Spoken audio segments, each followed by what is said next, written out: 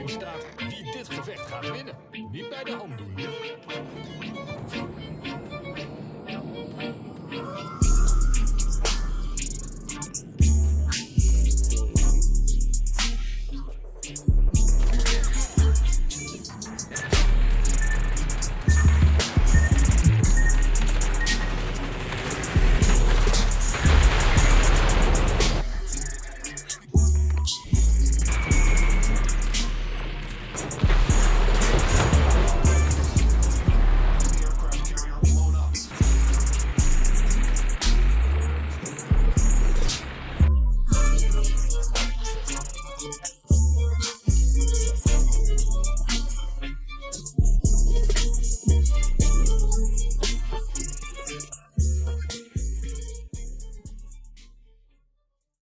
Hello everyone, welcome back to the Mr. Flipoggen YouTube channel. I'm Mr. Flipoggen, but you can call me Mel. And today we are taking a look at the Gouden Leeuw, or the Gouden Leeuw? Gouden Leeuw... Gluten glue? No, gluten glue? Oh, I don't flipping know. Gluten glue? Why the hell not? So the Gluten Glue is a tier 10 Dutch heavy cruiser that was fully released in patch 0.10.8, which was around last year in September. So it has been a decent 7 or 8 months since then, and it was also in early access for like two extra months. So it's been available for quite some time at this point. Okay, I want you guys to pay attention to this Kurfürst for a bit.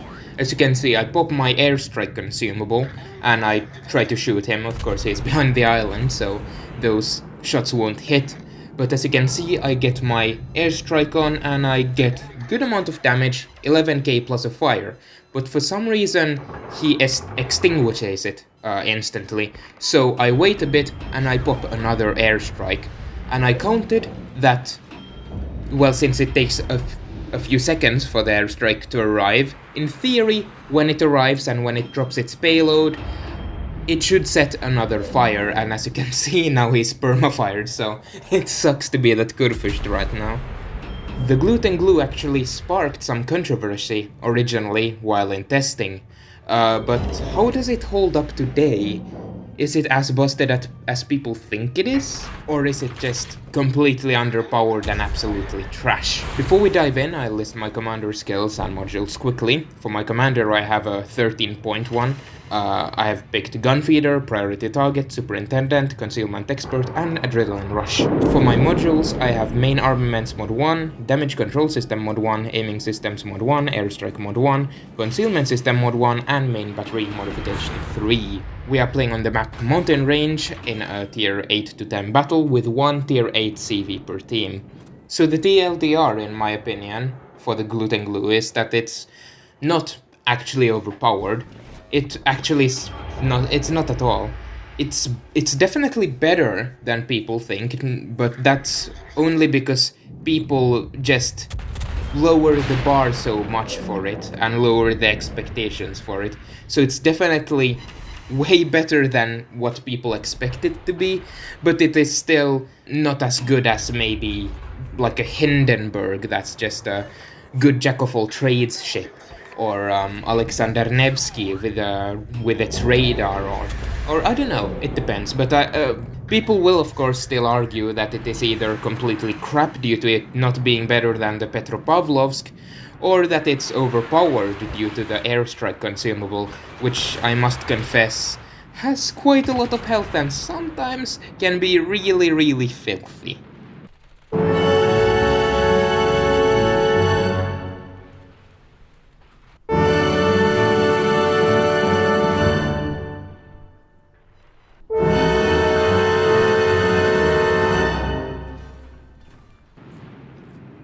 So, yeah.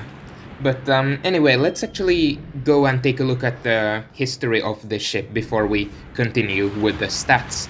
As you can probably guess, the Gluten Glue does not have much history. It and the cruisers Haarlem and Johan de Witt are all based on the Project 1047 battle cruisers, but I would guess that the Gluten Glue also has some Project 1939 design elements in it. Either way, the Project 1047 ships were German-based designs planned by the Dutch in order to counter Japanese aggression in the Dutch East Indies. These ships had similar guns as of the Scharnhorst and were practically based on the Scharnhorst battlecruiser type design, but in short, these things were never built. In-game, the Gouden Leeuw is quite a unique heavy cruiser.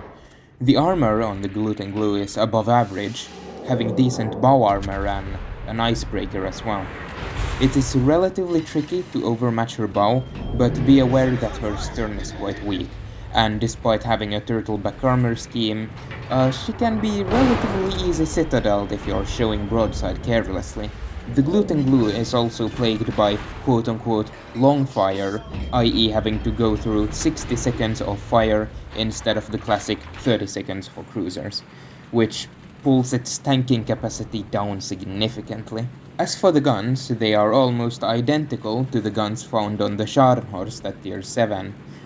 While the Gouden Leeuw shares the same gun caliber and the high velocity as the Scharnhorst, it still has minor improvements to the dispersion and penetration and the salvo damage.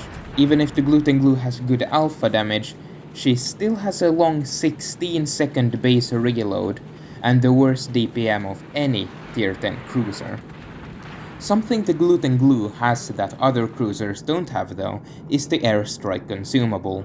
She can drop a maximum of 2 charges at the same time, with each charge having a 100-second base reload. Each flight comprises of 12 Fokker T5s that drop 6 bombs each that can penetrate up to 37mm of armor and have a 39% base fire chance. The airstrike combined with smart use of the HE shells can help you set fires quite easily, and once you get a hang of how the airstrike works and you actually manage to hit your airstrikes, well, let's just say that things can get very nasty. Also, something I still want to touch up on is that the aiming reticle for the airstrike actually favors you dropping on a bow-in or stern-in ship. So that's how you get the easiest hits. You can get hits if you're dropping on a broadside ship, but it's definitely most effective on ships that are either going bow-in or sterning, just due to the rectangular shape and the drop pattern of the bombs. The maneuverability on the Gouden Leeuw is quite average compared to other tier 10 cruisers, but she does have a surprisingly good detection range, considering that she is indeed a heavy cruiser at 13.14 kilometers base. The most surprising thing though about the Gouden Leeuw is her AA. She has some of the best AA at tier 10, some of the best, if not the best out of any tier 10 cruiser, maybe besides Minotaur or Smolensk. Of course, carriers are still carriers, and if they want to kill you, they will kill you. But it still feels like you have somewhat of a fighting chance against the carrier, and if you die, you will still probably take a lot of planes with you to your grave at the bottom of the ocean, and the carrier's supply will hopefully be quite crippled after they've tried to attack you. As for the consumables, she has the classic damage control, and 5km hydroacoustic, defensive AA, and repair party. Right, so I'm going to speed up a bit just so it doesn't get too boring. A few parts in this replay are a bit slower, so yeah, so I may speed up a bit later in the replays. As you can see, now I'm shooting at the Hindenburg, and the Hindenburg has been the one pestering me for most of this game. He has managed to stay out of my gun range, so I just have not been able to do much about him. And I'm also in general quite scared of him, since, well, he has so good range, and also I believe he out-DPMs me pretty significantly. But since he's focusing on the Z46, I'm actually managing to take some shots just to soften him up a bit. And well, the Z46 dies, so he decides to focus his fire on me. And I switch to AP, and for some reason he turns broadside. And remember, these are Scharnhorst guns. And yeah, remember Hindenburg captains. if you are at like 10 or 12 kilometers or something like that, the trajectory of enemy ships' shells are going to negate the turtleback armor that you have, that may save you from a citadel in close quarters. So yeah, he makes the mistake of going broadside, and I take advantage of it. As you can see, I speed up the replay again. I try to get some hot shots on the hull, and I managed to actually get the high caliber award, which is quite nice. I've done 216k damage so far, which already is a very good game for me.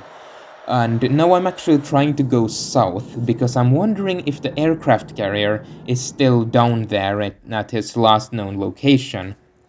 I try to blind hit an airstrike, or blind aim an airstrike at his general location, trying to see maybe there will be some AA going on, but no, it seems like he just isn't there. He has moved. He's a bit smarter than your normal aircraft carrier player, so well, that sucks. The Holland is just spotted, and he's right behind that island.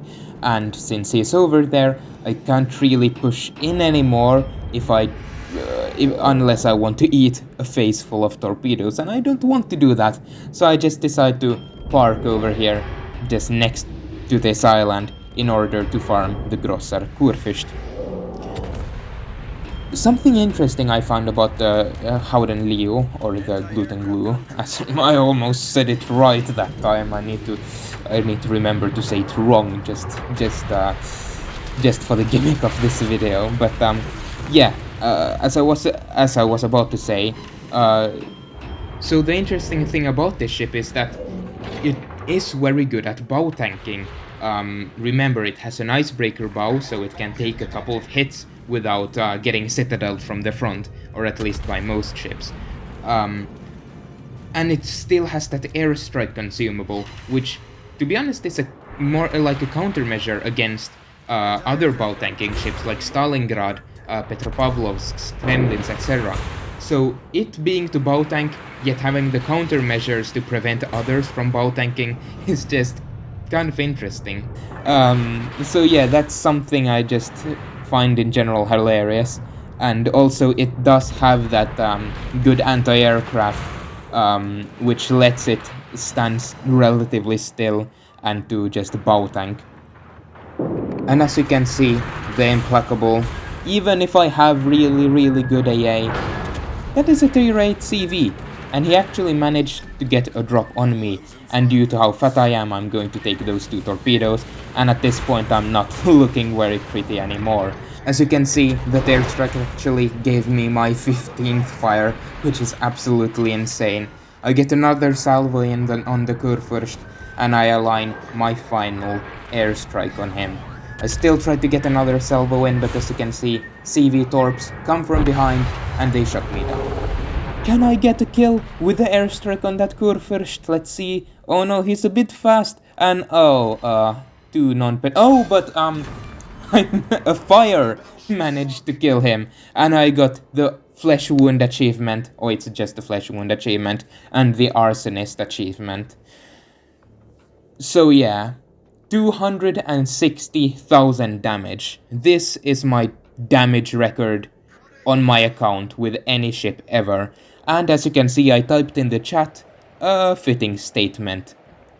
Gluten flippin' glue. Now, sadly, we actually go on to lose this battle. We actually run out of time, and we just don't have enough points to win. So we lose. And yeah, this quite a sad defeat. You can't win them all. I guess that's the moral of the story. But still, it was a cracking game for me. I somehow managed to get a double arsonist achievement, which I don't know how rare it is, how common it is, but I'm pretty sure it's not that common, so I'll take it happily.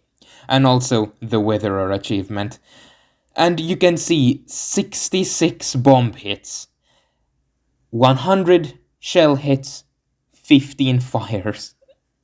This thing, in the right matchmaking, when the stars align, the gluten glue can be such a good ship, and it can be so fun to play, honestly. Even if this was a defeat, I still honestly just enjoyed this game because things just went well for me.